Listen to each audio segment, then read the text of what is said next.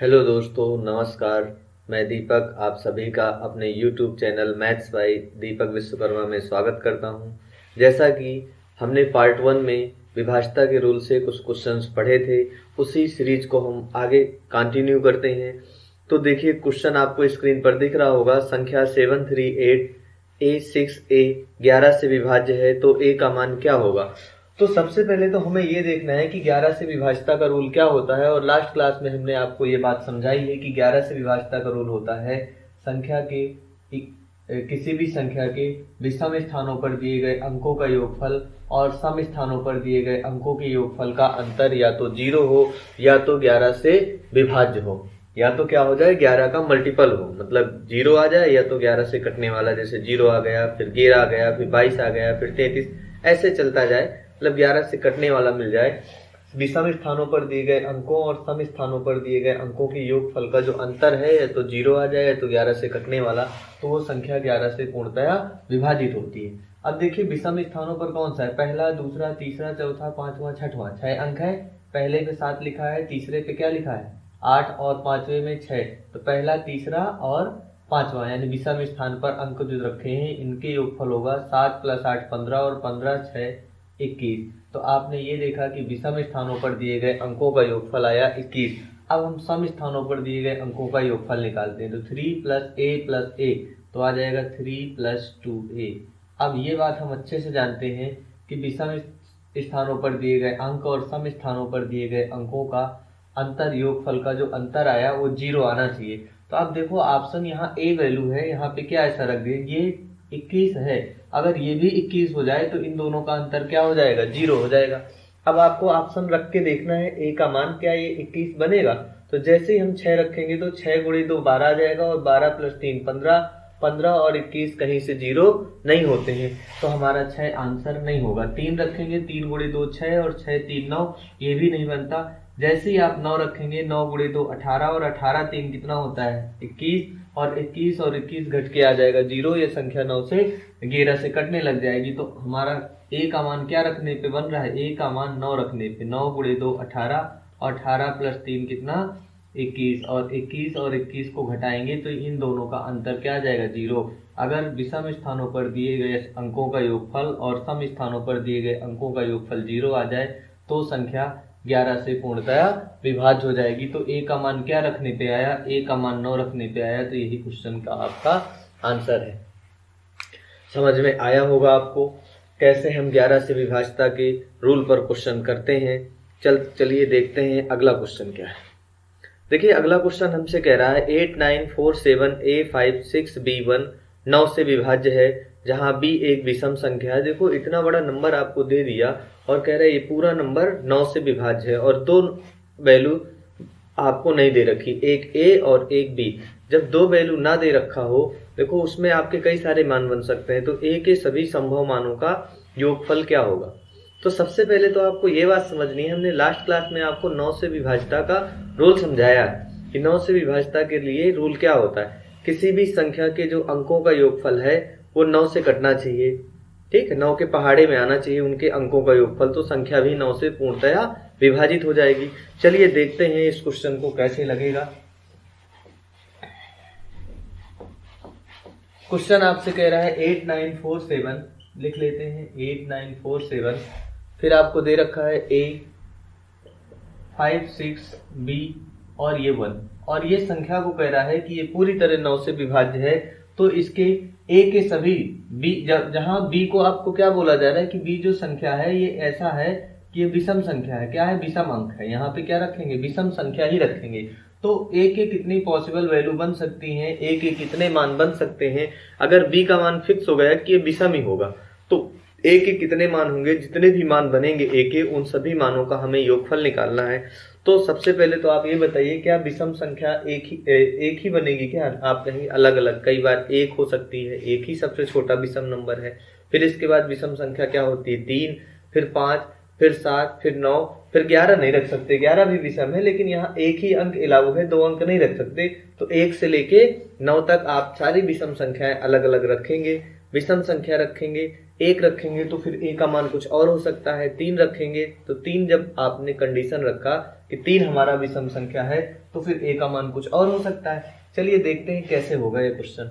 तो सबसे पहले तो आपको ये पता करना है कि इसके अंकों का योगफल 9 से कटना चाहिए। तो भाई सब अंकों को जोड़ा नहीं जाता, 9 से विभाज्यता का जब रूल आता है तो हमने क्या सिखाया आपको कि इसके अंकों का योगफल क्या होना चाहिए, 9 से कटना चाहिए। तो देखो 9 से ये अंक 9 से कट रहा है, इसको हटा दो। 8 और 1 मिलके 9 बनता है, इसको हटा दो। 5 और 4 मिलके 9 बनता है, इसको हटा दिया। बचा क्या, 7 और 6। तो 7 और 6 जुड़ के कितना हो गया, 13 प्लस a और प्लस b। अब देखो हमारे पास 2 अंक आ गए, 13 plus a plus b। In a और b के अलग अलग मान हो सकते हैं। अब हमसे कह रहे हैं कि b को हमेशा विषम संख्या ही लेना है। तो अगर पहला विषम संख्या 1 ले लिया तो ये तो फिक्स हो गया भाई कि b का मान 1 होगा। तो इसका मान तो 13 है, 13 प्लस 1 कितना हुआ, 14। इस कंडीशन में a का मान क्या हो सकता है, और आप कहेंगे इनके अंकों का योगफल 9 से कटने वाला भी बनना चाहिए। तो 13 प्लस 1 14, a का मान क्या रख दिया जाए कि 9 से कटने वाला बन जाए। तो आप कहेंगे 13 प्लस 1 14, और 14 में 4 जोड़ देंगे, कितना बन जाएगा, 18। तो जब b का मान 1 है तो a का मान कितना बना, 4 बना। ठीक, बात समझ में आई होगी आपको। अब a का मान, b का मान आप 3 भी रख सकते हैं, फिक्स थोड़ी कि भाई 1 ही रखना है, 3 भी तो विषम संख्या है। जब b का मान 3 हुआ तो 13 और 3 जुड़ के कितना हुआ, 16। और अब 13 और 3 मिलके 16 हुआ। अब a का मान क्या रख दिया जाए कि 9 से कटने वाला बन जाए। तो आप कहेंगे 13 3 16, 16 में 2 जोड़ देंगे, 18। 18 वह नंबर है जो 9 से कटता है, तब भी बन गया। 3 के बाद आप 5 देखेंगे, 5 की बात करें तो 13 प्लस 5 कितना हुआ, 18।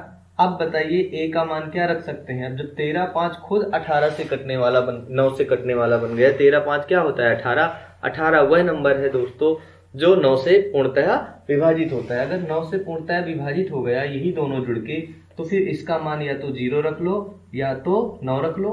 भाई 0 रख लेंगे तो 18 प्लस 0 18 हो जाएगा, और अगर आप 9 रख देंगे तो 13 प्लस 5 18, और 18 9 27, तो भी 9 से कटने वाले बन जाएंगे। अब 5 के बाद कौन सा विषम संख्या आती है, 7। 13 7 कितना हुआ, 20। अगर 13 7 20 हुआ तो फिर इसका मान क्या रखें, 20 के बाद कौन सा नंबर है जो 9 से कटता है। तो आप कहेंगे 9 गुणे 3 27, 27 आता है 9 के पहाड़े में। तो 13 7 20 हुआ, तो a का मान क्या रख सकते हैं, 7। अब एक मान और बचा है विषम, b का मान अगर 9 हो जाए तो फिर a का मान क्या बनेगा, b का मान अगर 9 हो गया तो 13 9 कितना होता है, 22। और 22 में ऐसा क्या जोड़ दें कि 9 से कटने वाला बन जाए, 9 के पहाड़ी में आ जाए। तो 22 के बाद कौन सा आता है, 27। 27 क्या जोड़ने पे बनेगा 22 में, 5। तो देखो a की b के अलग अलग मानों पर, b के अलग अलग मानों पर a के अलग अलग मान होंगे। 13 प्लस 4 17, 1 18, 9 से कट गया। 13 2 15, 3 18, 13 5 18, 18 में 0 जोड़ा तो 18 बना। 13 प्लस 5 18, 18 में 9 जोड़ा तो 27 मिला। 13 और 7, इन अगर a b के मान 7 और 7 लेंगे तो भी इनका योगफल 9 से कटने वाला बना। 13 प्लस 7 20 और 7 27, तो भी 9 से कटने वाला। 13 प्लस 8, 13 प्लस 5 18, और 18 9, तो भी 27 बना। इसका मतलब a के इतने सारे मान हो सकते हैं। अब इन्हीं सभी मानों का योगफल पूछा गया है क्वेश्चन में। तो कहेंगे 4 और 2 6, 6 9 15, 15 7 22, और 22 5 27। तो दोस्तों इनका योगफल आया 27। बहुत ही बेहतरीन क्वेश्चन था, समझ में आया होगा कैसे आपको लगाना है ऐसे क्वेश्चन को।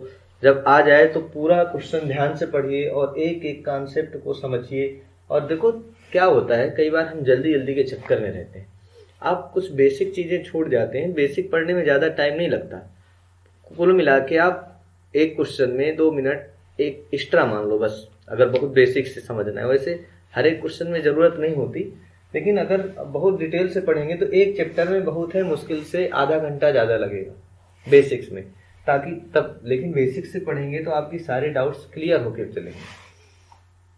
समझ में आया होगा ये क्वेश्चन, ठीक भाई। चैनल को लाइक सब्सक्राइब जरूर करते जाइए, और वीडियो को आप जो है लाइक करिए। चलिए देखते हैं अगला क्वेश्चन क्या कह रहा है। हाँ, अगला क्वेश्चन कह रहा है यदि 7 4 6 8 3 2 स्टार 7 1 9 से विभाज्य है तो स्टार के स्थान पे क्या आएगा?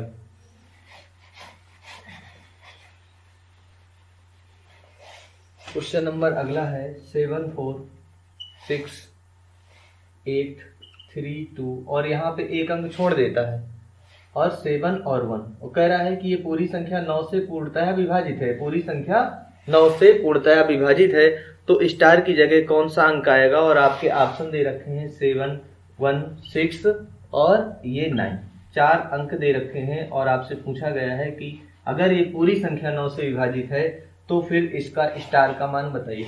क्या होता है ना, जब आपको ये चीजें पता नहीं होती तो आपके दिमाग में ये लगता है कि भाई हम स्टार की जगह 7 रख लें और पूरे को 9 से भाग लगा दें। अगर गया तो ठीक है, नहीं गया तो फिर हम 1 को रखेंगे फिर चेक करेंगे। तो भाई ऐसे में तो हो गया फिर पेपर। ऐसा नहीं करना आपको, ये बातें आपको समझनी है कि 9 से विभाजितता के लिए इनके अंकों का योगफल जो आए वो 9 के पहाड़े माए मतलब 9 से कटने वाला है। तो या तो सबको जोड़ लो, जोड़ने में भी टाइम लगेगा। तो आप ऐसा देखो कि ऐसे कौन से अंक बनते हैं जिनका योगफल 9 से कटने वाला बन गया। तो हमें 7 और 2 सबसे पहले दिखता है।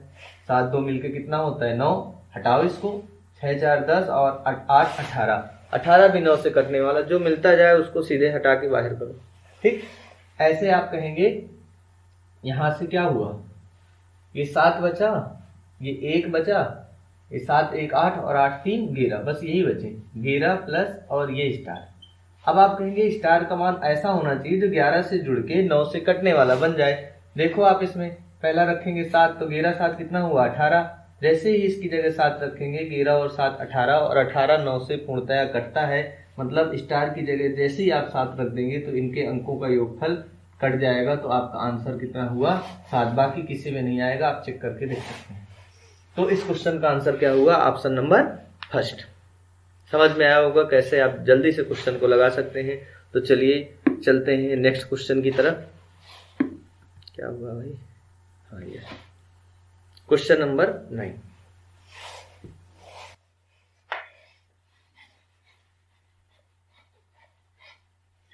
अब देखिए क्वेश्चन नंबर 9 ऐसा एक क्वेश्चन आया जिसमें कह रहा है ए का न्यूनतम मान बताइए जो 5 1 7, ये लिखा है 5 1 7 और ये ए बना हुआ है और 3 2 4 12 से विभाजित है। ये जो संख्या पूरी है वो संख्या किससे पूर्णतया विभाजित है? 12 से पूर्णतया विभाजित है। तो सबसे पहले हमें ये देखना है कि हमने 3 का विभाज्यता का रूल देखा था। 3 में क्या हुआ, संख्या के अंकों का योगफल 3 से कट रहा था। ऐसे ही आपने 9 में देखा, 9 में संख्या के अंकों का योगफल 9 से कटना चाहिए। 11 में देखा तो विषम स्थानों पर दिए गए अंक और सम स्थानों पर दिए गए अंकों का योगफल का जो अंतर है वो 0 आ जाए या 11 से कटने वाला आ जाए।